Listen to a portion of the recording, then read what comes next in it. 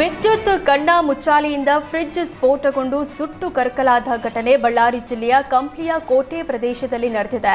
ಶರೀಫ್ ಎಂಬವರ ಮನೆಯಲ್ಲಿ ಫ್ರಿಡ್ಜ್ ಸ್ಫೋಟಗೊಂಡಿದ್ದು ಯಾರಿಗೂ ಯಾವುದೇ ತೊಂದರೆಯಾಗಿಲ್ಲ. ಸ್ಫೋಟದ ರಭಸಕ್ಕೆ ಗೋಡೆ ಬಿರುಕು ಬಿಟ್ಟಿದ್ದು ಮನೆಯಲ್ಲಿದ್ದ ಎಲೆಕ್ಟ್ರಿಕ್ ವಸ್ತುಗಳೆಲ್ಲ ಸುಟ್ಟು ಕರಕಲಾಗಿದೆ. ಮನೆಯ ಪಾತ್ರೆಗಳೆಲ್ಲ ಕಪ್ಪಾಗಿದೆ.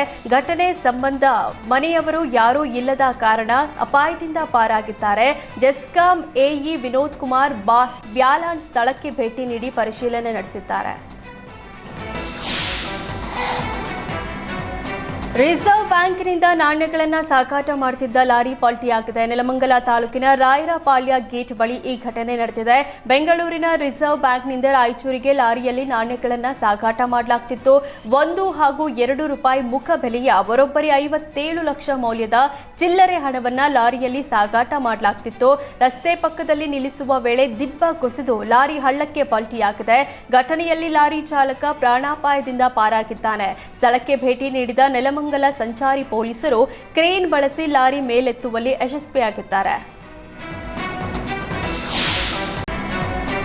Bengaluru BBMP town planning MD ಮಾರುತಿಗೆ ಲೋಕಾಯುಕ್ತ ಶಾಕ್ ನೀಡಿದೆ. ವಿಜಯನಗರ ಜಿಲ್ಲೆಯ ಹೊಸಪೇಟೆಯಲ್ಲಿನ ಸಂಬಂಧಿಕರ ಮನೆ ಮೇಲೂ ಲೋಕಾಯುಕ್ತ ದಾಳಿ ನಡೆಸಿದೆ.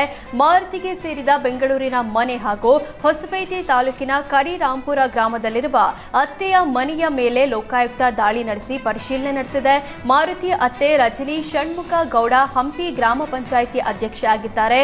ಮಾರುತಿ ಮೂಲತಃ ಬಳ್ಳಾರಿ ಜಿಲ್ಲೆ ಕುರುಗೋಡು ತಾಲೂಕಿನ ಕಲ್ಲುಕಂಬ ಗ್ರಾಮದವರು. ಬೆಂಗಳೂರು ಬಿಬಿಎಂಪಿ ಟೌನ್ ಪ್ಲಾನಿಂಗ್ ಎಂಡಿಯಾಗಿ ಕರ್ತವ್ಯ ನಿರ್ವಹಿಸುತ್ತಿದ್ದು ಸಾರ್ವಜನಿಕರ ದೂರಿನ ಆಧಾರದ ಮೇಲೆ ಲೋಕಾಯುಕ್ತ ದಾಳಿ ನಡೆಸಿ ಆಸ್ತಿ ಚರಾಸ್ತಿ ಕುರಿತು ಲೋಕಾಯುಕ್ತ ಪೊಲೀಸರು ಮಾಹಿತಿ ಪಡೆದಿದ್ದಾರೆ.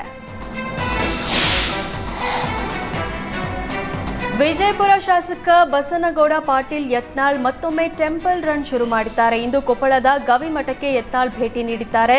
ಕಳೆದ 4 ತಿಂಗಳ ಹಿಂದೆಯೂ ಸಹ ಗವಿಮಠಕ್ಕೆ ಭೇಟಿ ನೀಡಿದ್ದ ಶಾಸಕ ಯತ್ನಾಳ್ ಇಂದು ಬೆಂಬಲಿಗರೊಂದಿಗೆ ಗವಿಮಠಕ್ಕೆ ಭೇಟಿ ನೀಡಿ ಶ್ರೀಗಳ ಆಶೀರ್ವಾದ ಪಡೆದರು.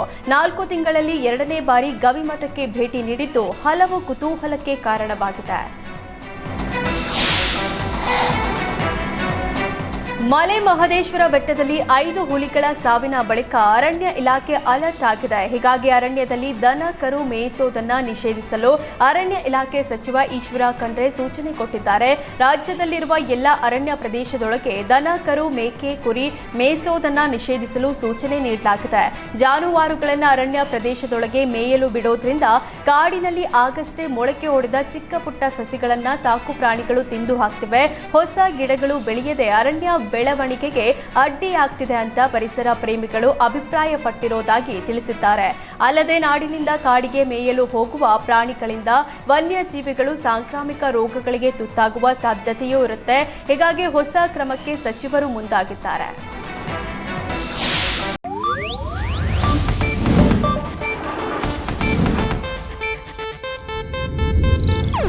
ಇದು ಏಷ್ಯಾನೆಟ್ ನ್ಯೂಸ್ ನೆಟ್ವರ್ಕ್ ಪ್ರಸ್ತುತಿ.